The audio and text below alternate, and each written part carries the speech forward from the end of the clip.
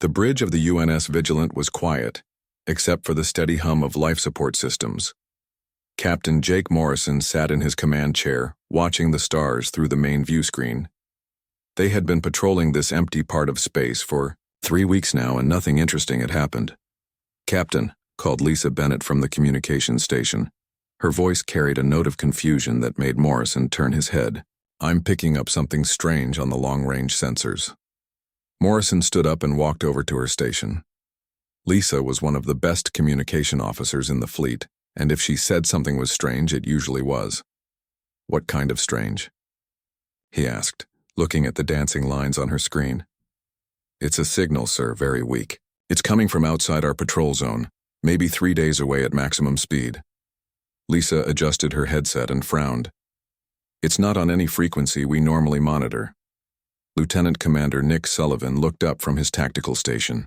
"Could be a trap, Captain. Pirates sometimes use fake distress calls to lure ships into ambushes." Morrison nodded. Nick was right to be careful. They were far from any backup, and the UNS Vigilant was built for exploration, not fighting. But something about Lisa's expression made him curious. "Can you clean up the signal?" Morrison asked. Lisa's fingers moved quickly over her controls. "I'm trying, sir. It's very broken up. Wait, I think I can run it through the Universal Translator." The bridge fell silent as Lisa worked. The Universal Translator was still new technology, and it didn't work perfectly with unknown languages. But if this was really an alien distress call, it might be their first contact with a new species. A crackling voice filled the bridge, speaking words that made everyone freeze. "This is Keeper Zenth of the farming world Cathera Prime. If anyone can hear this message, please help us. The raiders came 3 days ago. They call themselves the Vorthak Collective. They are killing our people and taking others as slaves." The voice paused, and they could hear explosions in the background. When it continued, it sounded tired and afraid. "We are not warriors. We have never hurt anyone. We grow food and tend our gardens. But the Vorthak hunt us for sport. They laugh when we die. Our children hide in the ruins of our schools. Our elders pray for a quick death." Morrison felt something cold settle in his stomach. He looked around the bridge and saw the same expression on every face. "We cannot fight them. We do not know how. If any species receives this message, please remember that the Kithara existed. We lived in peace. We harmed no one. We die with honor, but we die alone." The message gave coordinates and then repeated itself. Lisa turned off the speakers and the bridge was quiet again. "How old is this signal?" Morrison asked. "Based on the distance and signal strength, I'd say it was sent about 18 hours ago," Lisa replied. Her voice was soft. Nick Sullivan stood up from his station. "Captain, we need to think about this carefully. We're outside our patrol zone. We have no orders to make first contact with unknown species, and we don't know anything about these Vorthak raiders." Morrison knew Nick was right. The smart thing would be to report the signal to Earth Command and let them decide what to do. But that would take weeks, maybe months. "Sir," Lisa said quietly, "there's more to the message." Enhanced audio picked up sounds in the background. She played a cleaned-up version of the recording. This time they could hear something that made Morrison's hands clench into fists. In the background behind the alien's words were the unmistakable sounds of children crying. Dr. Amy Rodriguez, the ship's chief medical officer, had been listening from the doorway. She stepped onto the bridge with tears in her eyes. "Those are babies," she said. "I've heard enough frightened children to know. Those are babies crying for their parents." Tony Garcia, the chief engineer, appeared next to her. "Captain, if there are kids involved..." He didn't finish the sentence. He didn't need to. Everyone on the bridge knew what he meant. Colonel Sam Mitchell, the ship's Marine commander, spoke from the lift entrance. "How many crew do we have aboard, Captain?" 237, Morrison replied. "All volunteers," Mitchell said. "All sworn to protect innocent life." Morrison looked around his bridge. These weren't just his crew. They were his family. He had served with most of them for years. He knew their hearts and he could see the decision in their eyes. "Lisa, how long would it take us to reach those coordinates?" 3 days at maximum speed, sir. Nick, what are our weapons status? We have standard defensive systems, shields, point defense, and 2 torpedo tubes. We're not built for heavy combat, sir. Morrison nodded. The UNS Vigilant was an exploration ship. It carried scientists, engineers, and a small marine detachment. It was designed to discover new worlds, not fight wars. But as he looked at his crew, Morrison realized something important. They weren't just explorers anymore. They were humans who had heard children crying and adults dying, and they couldn't walk away from that. Dr. Rodriguez, prepare the medical bay for mass casualties. Tony, I want you to look at our systems and see what we can modify if we need to defend ourselves. Colonel Mitchell, brief your Marines on possible rescue operations. Sir, Nick said carefully. Are we really going to do this? Morrison sat back down in his command chair and looked at the stars on the view screen. Somewhere out there, people were dying while monsters laughed. Children were hiding in ruins, waiting for death. Lisa, open a ship-wide channel. Channel open, sir. All hands, this is the captain. We have received a distress call from a peaceful species under attack by raiders. We are not required to respond. We are outside our patrol zone and we have no orders. But we are the only ship in range and there are children dying. He paused and looked around the bridge one more time. Anyone who wants to be transferred off. This ship at the next station is free to request it. But if you stay, you should know that we are about to do something that might be remembered long after we're gone. Morrison closed the channel and turned to his helmsman. Set course for the Kythera system. Maximum speed. As the UNS Vigilant turned toward unknown space, Morrison hoped they would arrive in time to save someone. He had no idea that they were about to change the entire galaxy. 3 days of travel at maximum speed had pushed the UNS Vigilant's engines to their limits. The ship dropped out of hyperspace at the edge of the Kythera system, and what Captain Jake Morrison saw on the main view screen made his blood run cold. 3 planets hung in space like dying embers. Their blue-green surfaces were covered with thick black smoke that rose from burning cities. The beautiful worlds that had once been home to millions of peaceful beings now looked like scenes from hell. "Dear God," whispered Dr. Amy Rodriguez, from beside Morrison's chair. She had come to the bridge to see their destination and now wished she hadn't. "Captain," called Danny Walsh from the scanner station. His voice was tight with shock. "I'm reading 17 ships in orbit around the planets. They're huge, sir. Each one is the size of a small city." Morrison studied the tactical display that Nick Sullivan put on the main screen. The enemy ships were massive and crude, built like flying fortresses. They had thick armor and dozens of weapon ports. Worst of all, they were arranged around the planets like predators surrounding wounded prey. "What kind of weapons are they carrying?" Morrison asked. Nick ran the scans through the computer. Energy weapons mostly, but they're strange. The power settings seem designed to cause maximum pain rather than quick death. "These aren't military weapons, Captain. They're torture devices." Lisa Bennett looked up from her communication station with a sick expression. "Sir, I'm picking up transmissions from the enemy ships. The universal translator is having trouble, but I think they're placing bets." "Bets on what?" Morrison asked, though he was afraid he already knew the answer. "On how long individual Kythera will survive when they hunt them." The bridge fell silent except for the hum of the ship's systems. Morrison felt something dark and cold growing in his chest. These weren't warriors fighting other warriors. These were monsters playing with helpless victims. "Colonel Mitchell to the bridge," Morrison said into his communicator. Sam Mitchell arrived within minutes, followed by his top sergeants. Sergeant Kate Murphy was a small woman with hard eyes who had seen combat on 4 different worlds. Corporal Ryan Clark was barely 22, but had already earned 3 medals for bravery. "We need reconnaissance," Morrison told them. "I want to know exactly what we're dealing with down there." "Yes, sir," Mitchell replied. "Murphy, Clark, get your teams ready for stealth insertion. Full recon gear, minimal contact." 30 minutes later, 4 stealth pods launched from the UNS Vigilant. They were designed to be invisible to most scanners, and the crude Vorthak sensors never detected them as they slipped through the atmosphere of the nearest planet. What Sergeant Murphy's team found on the surface was worse than anything they had imagined. The Kythera cities had been beautiful once. They were built like gardens with living trees forming the walls of buildings and flowers growing on every surface. The aliens had lived in harmony with nature, creating art instead of weapons. Now, those same cities were hunting grounds. Murphy watched through her scope as Vorthak warriors chased terrified Cathara through the ruins. The aliens doing the hunting were massive creatures, twice the size of humans, with thick hides and cruel faces. They carried weapons but seemed to prefer using their claws. The Cathara themselves were nothing like Murphy had expected. They looked almost like deer that could walk on two legs with soft fur and large, gentle eyes. Most shocking of all were their antlers, which glowed with a soft, beautiful light. Even in their terror, they were graceful and lovely. These people never had a chance, Murphy whispered into her communicator. They don't even have concepts for violence. They're like children.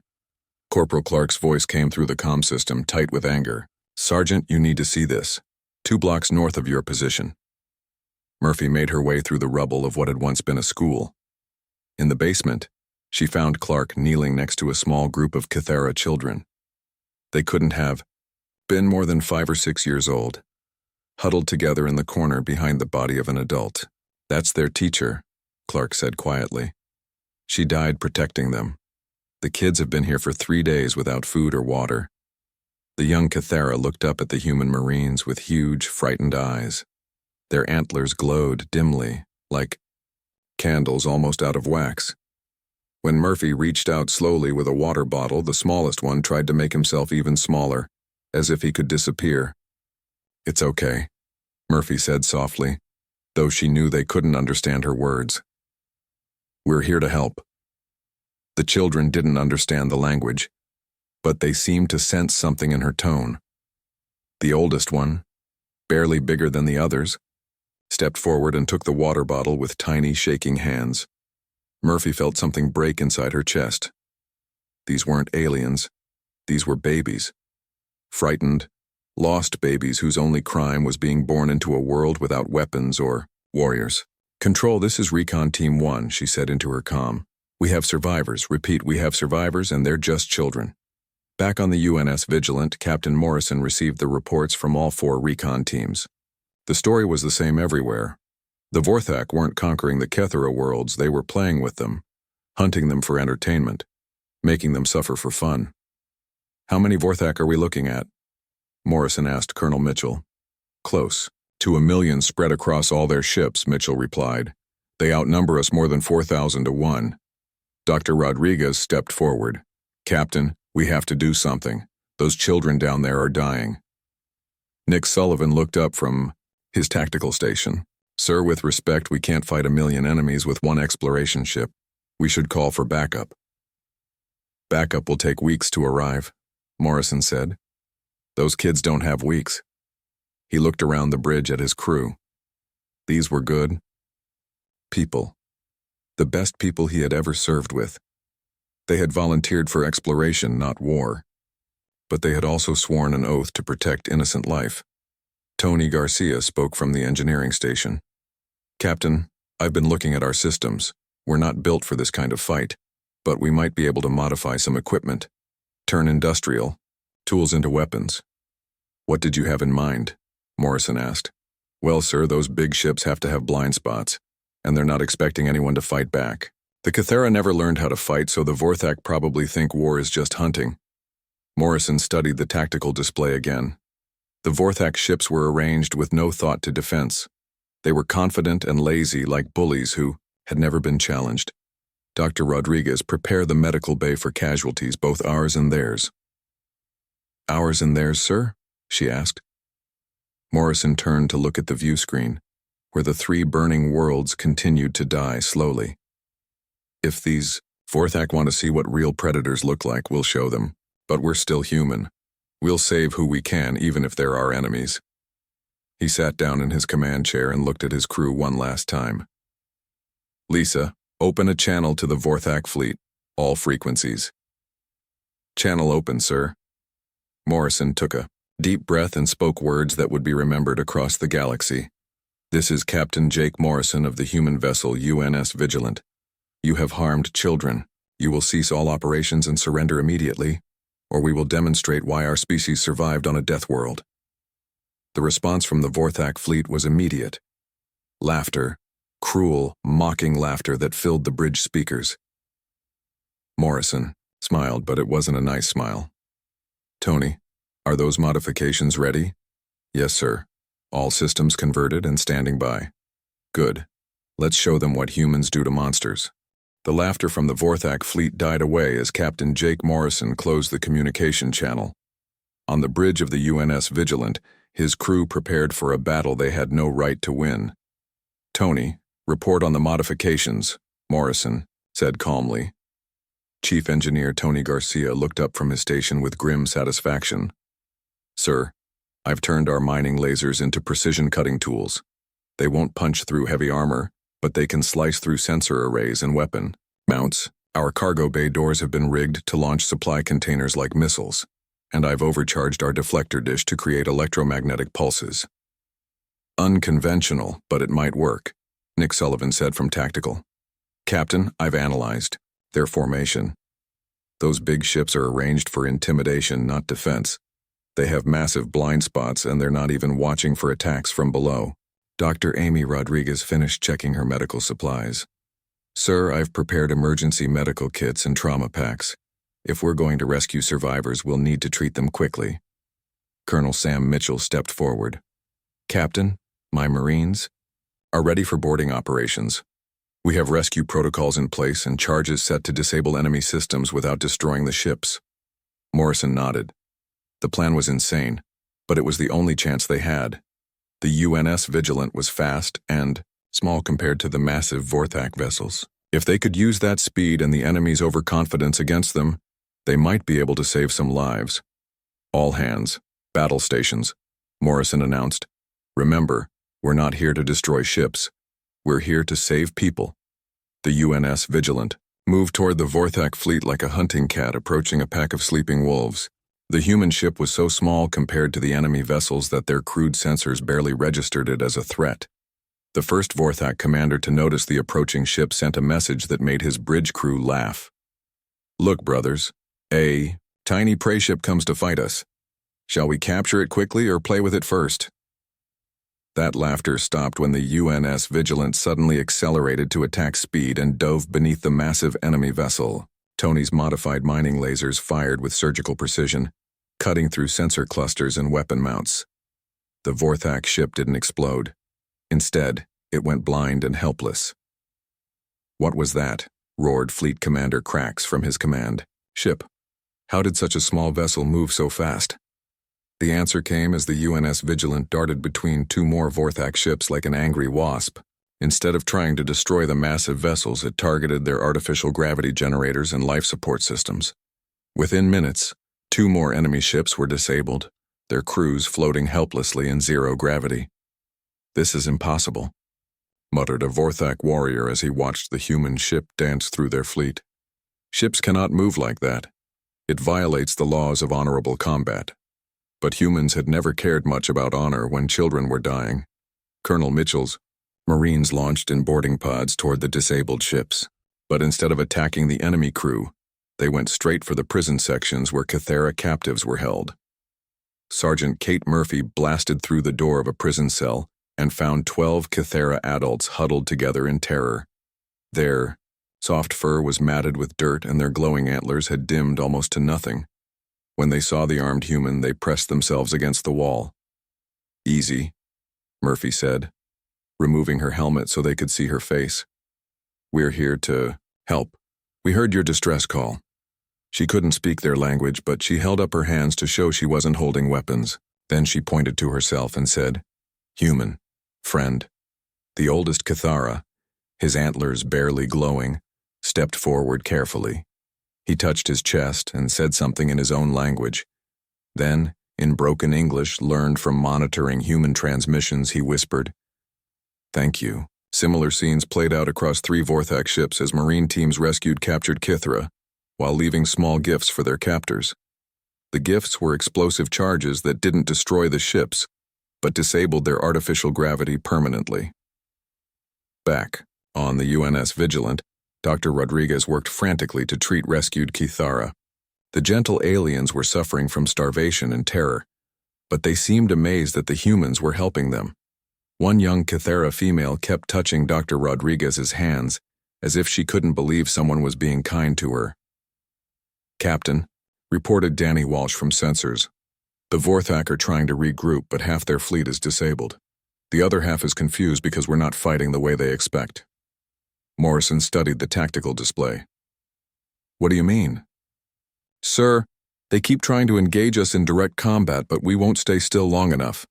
And they can't understand why we're rescuing their prisoners instead of killing them." Lisa Bennett looked up from communications. "Captain, I'm monitoring their transmissions. They're asking each other what kind of warriors heal their enemies."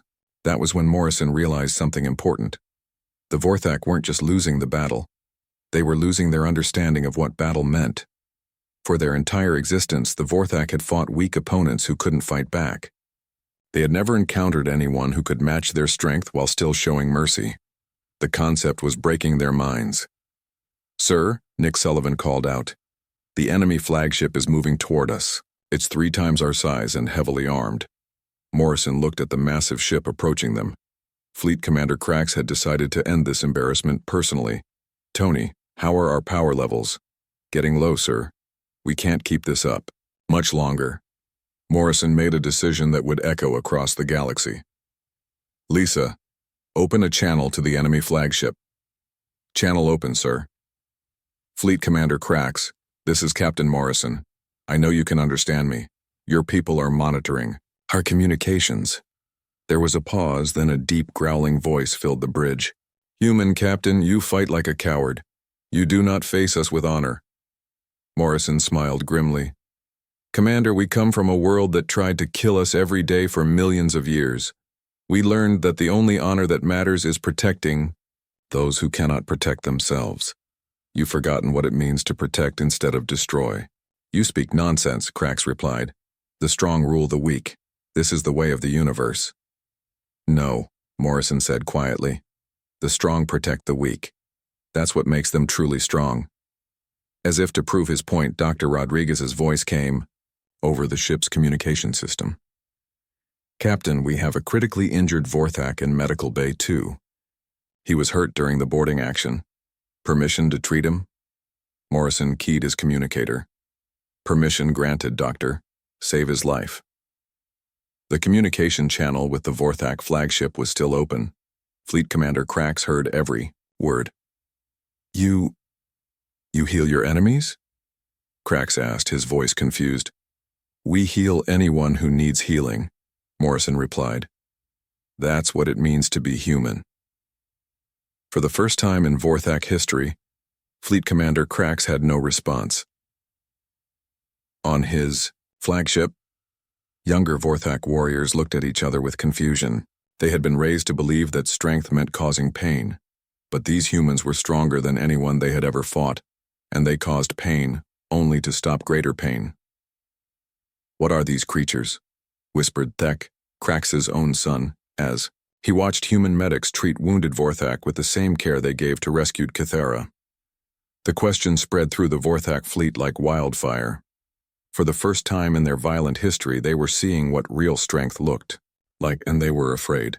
The silence on Fleet Commander Krax's bridge stretched for long minutes.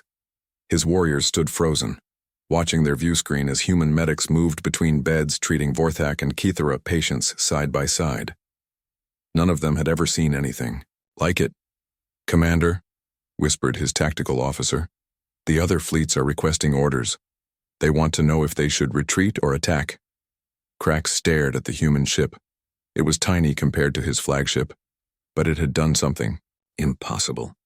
It had made him question everything he believed about strength and power.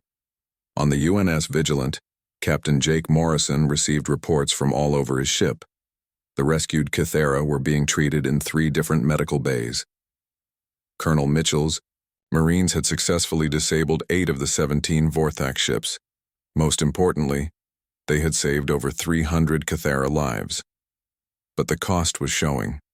Tony Garcia's voice came over the communicator with bad news. "Captain, our power systems are failing. We've pushed the engines too hard, and the weapon modifications are draining everything we have. We might have one more attack run in us, but that's it. Morrison knew they couldn't fight much longer. But something strange was happening with the Vorthak fleet. Instead of pressing their attack, many of the ships had stopped moving. Their crews seemed confused and uncertain. Lisa Bennett looked up from her communications station with amazement. "Sir, you need to hear this. I'm picking up transmissions from the Vorthak ships and they're arguing with each other." "What kind of arguments?" Morrison asked. "The younger warriors are questioning their orders. They're asking why they fight at all if the humans are stronger but still heal their enemies." Dr. Amy Rodriguez's voice came through the ship's communication system. "Captain, I need you in Medical Bay 2. We have a situation." Morrison made his way to the medical bay and found Dr. Rodriguez standing next to a bed where a young Vorthak warrior lay unconscious. The alien was massive, even lying down, with thick gray skin and sharp claws. But his breathing was steady, and his wounds had been carefully bandaged. "This is Thek," Dr. Rodriguez explained. "He's Fleet Commander Crax's son. He was injured when our Marines boarded his ship. Internal bleeding, broken ribs, but he'll live." Morrison looked at the young alien. "What's the situation, Doctor?" "He woke up 20 minutes ago. When he realized we had saved his life, he started asking questions. Captain, he wants to know why we helped him." As if summoned by their conversation, the young Vorthak's eyes opened. He looked up at Morrison with confusion and something that might have been fear. "You are the human captain," Thek said in broken English. "I am. How do you feel?" Thek tried to sit up, winced with pain, and lay back down. "Why did you heal me? I came to kill your people." Morrison pulled up a chair next to the bed. "Because you needed healing. That's what we do." "But I am your enemy." "Right. Now you're a patient. Dr. Rodriguez doesn't see enemies in her medical bay. She only sees people who need help." Thek stared at the ceiling for a long time. When he spoke again, his voice was very quiet. "My father taught me that the strong take what they want from the weak. That is how we have always lived." "What do you think now?" Morrison asked. "I think you are stronger than we are. But you do not take. You give." Thek turned his head to look at Morrison. "I do not understand." Morrison smiled sadly. "My species learned a long time ago that real strength isn't about what you can destroy. It's about what you can protect and heal and build." Their conversation was interrupted by Lisa Bennett's voice over the communicator. "Captain, we're receiving a transmission from the Vorthak flagship. Fleet Commander Crax wants to speak with you." Morrison returned to the bridge and nodded to Lisa. "Put him through." The view screen showed the inside of the Vorthak flagship's bridge. Fleet Commander Crax stood in the center, a massive alien with scars covering his face and arms. But his expression was not one of anger or hatred. He looked confused and tired. "Human Captain," Crax said slowly, "my son tells me you saved his life." "Dr. Rodriguez saved his life. I just made sure she could do her job." "Why?" Morrison had been asked this question many times now, but he answered it again. "Because that's what we do. We protect life, even when that life belongs to someone who is trying to hurt us." Crax was quiet for a long moment. Around him, his bridge crew watched with expressions Morrison had never seen on Vorthak faces before. They looked uncertain, like children who had just learned that everything they thought they knew was wrong. "Captain Morrison," Crax said finally, "my warriors are no longer obeying orders. Half of them refuse to attack your ship. The other half are asking questions I cannot answer." "What kind of questions?" "They want to know why we destroy instead of build, why we cause pain instead of healing it, why we take instead of give." Crax's voice grew smaller. "I have no answers for them." Morrison leaned forward in his command chair. "Commander, what if I told you that you could find those answers? What if your people could learn a different way to be strong? Is such a thing possible?" "It is. But it would mean giving up the old ways. It would mean protecting the weak instead of preying on them." The communication channel fell silent. Morrison could see Crax talking with his officers, but the audio was cut. When the sound returned, Crax's voice was different. Older, more tired. Captain, 3 of my fleet commanders have already withdrawn their ships. They say they will not fight creatures who heal their enemies. The younger warriors follow them. Morrison looked at his tactical display. Nick Sullivan confirmed that 9 Vorthak ships had indeed moved away from the battle zone. They weren't retreating exactly, but they weren't attacking either. "What about you, Commander?" Morrison asked. Crax was quiet again. Then he said something that shocked everyone on both bridges. "My son says you have given him something to think about, something new. Perhaps it is time for old warriors to learn new ways." Dr. Rodriguez's voice came over the communicator again. "Captain Thek is asking if he can speak to his father." Morrison looked at the view screen. "Commander Crax, your son would like to talk to you." A few minutes later, the bridge crew of the UNS Vigilant watched something that had never happened before in Vorthak history. A young warrior spoke to his father about mercy, healing, and protection instead of conquest and destruction. By the end of their conversation, Fleet Commander Crax was crying. "Captain Morrison," Crax said, wiping his eyes. "What happens now?" Morrison looked at his crew, then at the tactical display showing the Vorthak fleet, and finally at the 3 wounded planets hanging in space. "Now we start rebuilding," Morrison said. "All of us together." For the first time in 1,000 years, the Vorthak fleet stood down not because they were defeated, but because they had chosen a different path. 6 months after the battle at Kythera Prime, Captain Jake Morrison stood on the observation deck of the UNS Vigilant and marveled at what he saw outside. The 3 Kythera worlds were green again. Cities were being rebuilt, but they looked different. Now, human technology mixed with Kythera growing methods created buildings that were both strong and beautiful. "Captain," called Keeper Zenth from behind him. The elderly Kythera had recovered from his injuries and now served as the ship's diplomatic officer. His antlers glowed brightly again, a sign of health and happiness among his people. "Yes, Keeper?" Morrison turned to face his friend. "The morning reports are ready. Would you like to review them?" Morrison smiled. The morning reports were very different now than they had been 6 months ago. Instead of patrol logs and maintenance schedules, they contained updates from 12 different worlds and twice as many species. They walked together to the bridge where Morrison found his crew working alongside beings he could never have imagined before. Tony Garcia was explaining human engineering to a young Vorthak named Grak, who had volunteered to learn peaceful technologies. Dr. Amy Rodriguez was training 3 different alien species in human medical techniques. Most surprising of all, Thek stood at the tactical station next to Nick Sullivan. The young Vorthak had asked to join the crew after his recovery, wanting to learn what he called the human way of being strong. His father, Fleet Commander Crax, had not only agreed, but had disbanded his entire fleet to join the growing alliance. "Captain," Lisa Bennett called from communications, "we're receiving another distress call." Morrison's crew looked up with interest rather than concern. In the past 6 months, they had answered 17 distress calls, but they were no longer answering them alone. "Where is it coming from?" Morrison asked. "A system about 4 days away. A species called the Zephyri are being attacked by slavers called the Crimson Brotherhood." Nick Sullivan checked his tactical display. "Sir, we have 32 ships available. For response, 15 species represented, including human, Kythera, and reformed Vorthak vessels." Morrison nodded. The fleet that had grown around the UNS Vigilant was unlike anything the galaxy had ever seen. Ships from dozens of worlds flew together, united not by conquest or trade agreements, but by a simple idea: the strong should protect the weak. "Thek, what do our Vorthak allies recommend?" The young warrior studied the tactical information with the analytical mind that had once been used for hunting prey. "Captain, my people know the Crimson Brotherhood. They are cruel, but not as organized as we once were. A show of force might convince them to surrender without fighting." Keeper Zenth stepped forward.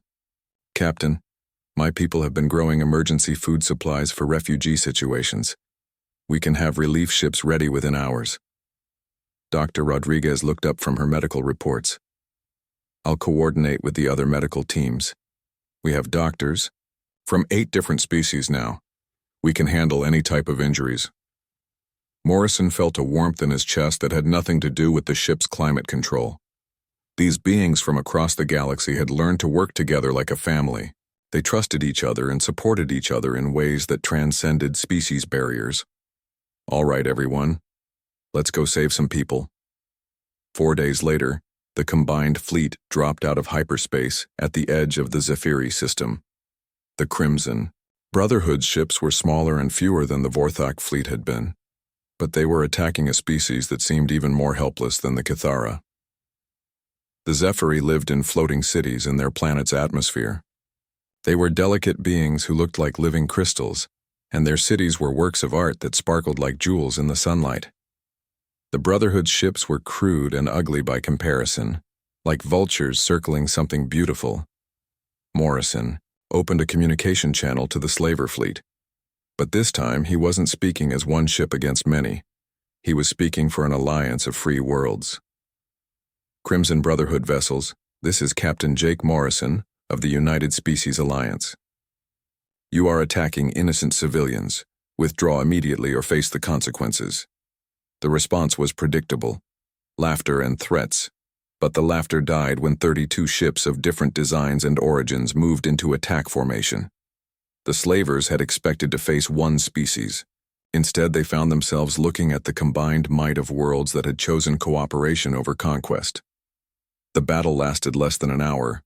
The Crimson Brotherhood had never faced an enemy that coordinated so perfectly across species lines. Human precision, Cathara patience, and reformed Vorthak tactical knowledge combined into something no single species could have achieved alone.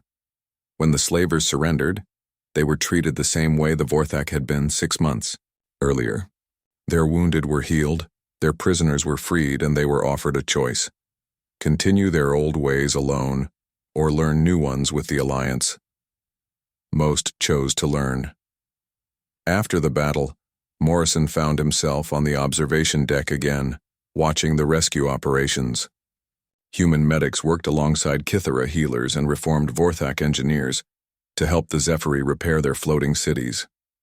Thek approached him, carrying a data pad with the mission report. Captain, we saved over 2 million Zephyri civilians. The Brotherhood has agreed to disband and join our rehabilitation program, and 17 of their ships want to join the Alliance.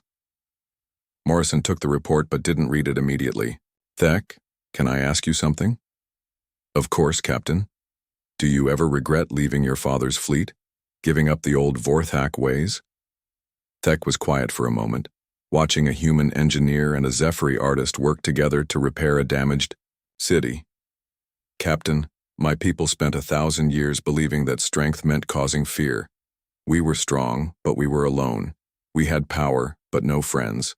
We could destroy, but we could not create. He gestured toward the rescue operations. Look at what we have built together. Look at what we can accomplish when we protect instead of prey upon. This is not weakness, Captain.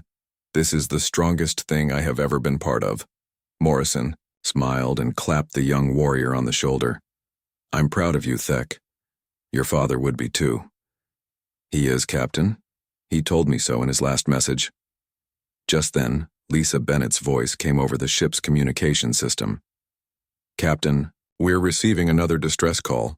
This one is from a system we've never heard of before. A species called the Anthari. They say they've heard about the Alliance and they're being attacked by someone called the Star Devourers. Morrison looked at Thek, who grinned with the excitement of someone who had found his true purpose in life. Ready for another rescue mission? Morrison asked. Always, Captain. That's what we do. As the combined fleet prepared to jump to hyperspace once again, Morrison thought about the alien distress call that had started everything. One desperate message from a dying species had grown into something that was changing the entire galaxy. The Paw. Strong protecting the weak.